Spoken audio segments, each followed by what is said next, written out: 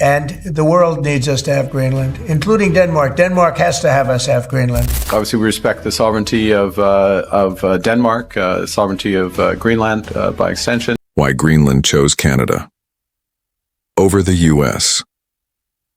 The world needs us to have Greenland. That's what the President of the United States claimed. He added that even Denmark, which oversees Greenland, must agree. While he said the U.S. respects the independence of Denmark and Greenland, his next move surprised the world. On March 12, 2025, President Donald Trump stood before the U.S. Congress and boldly announced, "We will annex Greenland, one way or another." Greenland's Prime Minister quickly responded, "Greenland is not something that can be bought or sold." As global headlines buzzed with this news, Greenland made a surprising decision. Just weeks later, Greenland signed a $3 billion mining deal, not with the U.S. but with Canada. This wasn't just business, it was a smart strategy.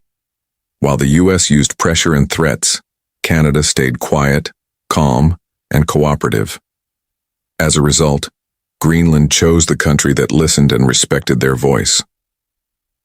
In today's video, we'll look at how Canada quietly blocked the U.S. from gaining influence in one of the world's most important mineral zones, and why Greenland, a frozen island, has become a key location in the global resource and diplomacy race. Note, this video is for analysis and education. It's not meant to criticize any country or promote political views. All information comes from public, reliable sources. Years ago, President Trump suggested buying Greenland. Most people thought he was joking. But by 2024, after being re-elected, that idea became a real priority in U.S. foreign policy. In early 2025, the president again declared, "We will annex Greenland." This stunned the world. But why is Greenland suddenly so important? Strategically, Greenland sits in the middle of the Arctic Ocean, a key area for military and sea control. Experts say part of Greenland's coast creates a blind spot for Alaska's radar systems, making it easier for rival submarines to sneak through undetected. To fix that, the U.S. wanted to build radar stations and upgrade military bases on the island.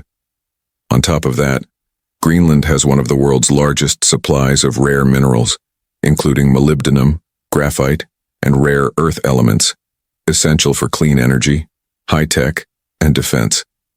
In a time where global supply chains are unstable, controlling these resources is a top priority. So America's interest in Greenland was both military and economic.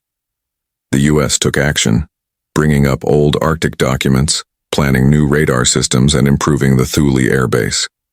But Greenland's response was firm. No talks about giving up our land.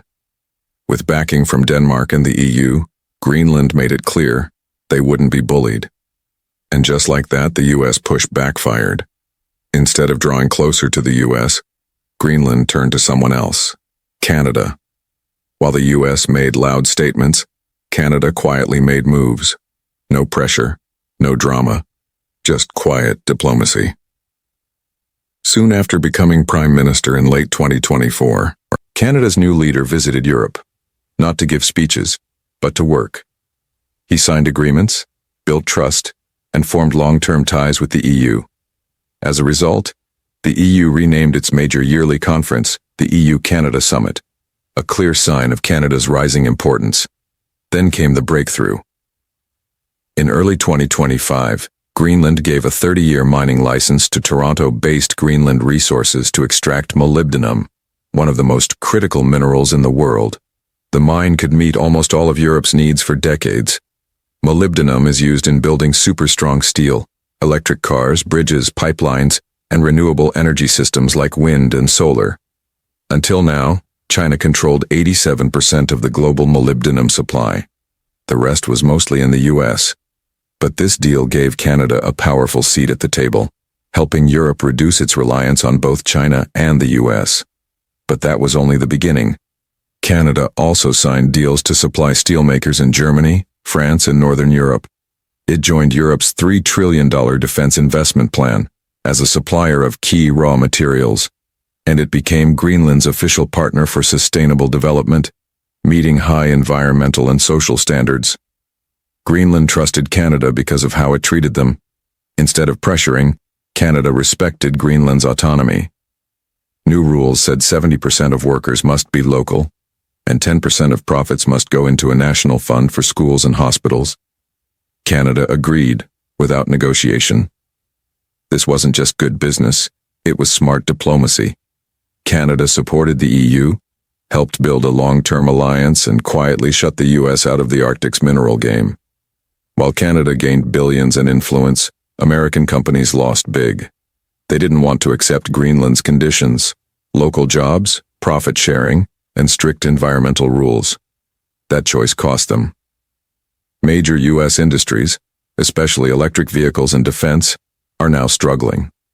Companies like Ford, GM, and Rivian need molybdenum and graphite for batteries and motors, but Greenland isn't on the US free trade list, so they can't qualify for tax breaks. Defense firms like Lockheed Martin rely on molybdenum for missile parts. Shortages have delayed tests. Raytheon, which once looked to Greenland for radar materials, had to switch to Australia and Chile, raising costs and delays. Ironically, some American private investors are funding Canada's Greenland success. For example, part of the $45 million for Greenland's gold project came from US investment firms. So, the US lost access and helped Canada win.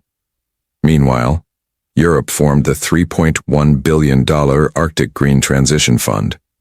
Without the US, Canada is now central to Europe's energy and defense supply chain. France even sent submarines to protect the region, a clear sign of how serious this alliance is. Canada did it without military bases, loud speeches, or drama. It simply showed up, offered respect, and built relationships. Canada isn't just winning in Greenland, it's leading a new model. It bans raw lithium exports to keep value at home. It sells natural gas directly to Europe. It's building the Arctic Green Corridor, a clean energy supply route from raw minerals to high-tech steel and weapons. Today, Canada is a key part of Europe's future. While the US still holds superpower status, it's being edged out in Greenland, not by enemies, but by a peaceful neighbor. The US wanted control. Canada offered partnership. That difference won Greenland's trust.